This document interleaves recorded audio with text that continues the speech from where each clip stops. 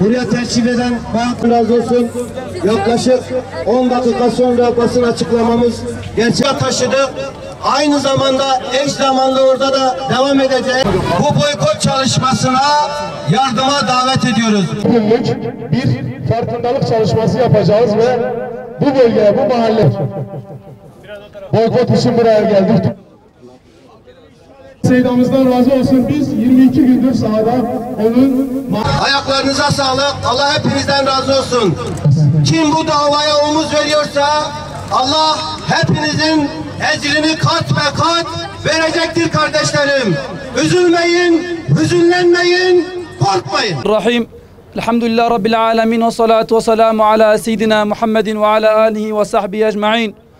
Gazze'de aslanlar gibi savaşıp Kudüs için, Gazze için gecesini gündüze veren, düşmanın yüreğine çelik bir yumruk gibi inen Hamas mücahitlerine, Hamas aslanlarına selam olsun.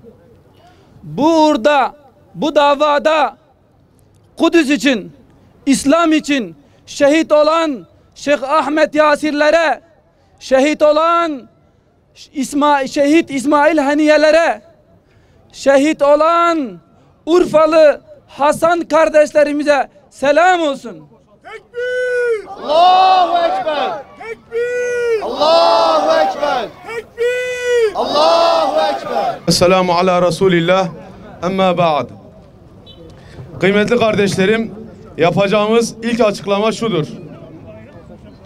Ya birleşin, intikamımızı alın ya da koltuklarınızı terk edin. İslam'ın galebesi için çarpışalım. Ya biz gerçekten yönetelim ya da düşman zihniyetleri rakiplerimizle onurlu bir mücadele verelim. Kiminle mücadele ettiğimizi bilelim. Ey 57 Müslüman ülke liderleri, harekete geçemiyorsanız niçin Müslümanların iktidarı, yönetimi, rejimi diye sizinle gurur duyalım?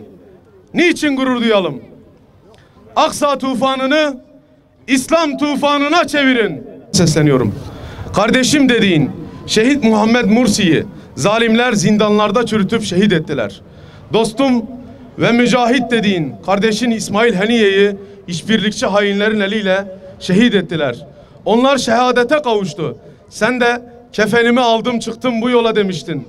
Çık, yol senindir. Arkandan milyon gençler gelecek. Büyük savaş kapıdadır. Küffar sizi yok etmeden harekete geçin. Ve başaramasanız da kardeşlerinizin safından altın harflerle yücelin arş-ı alaya.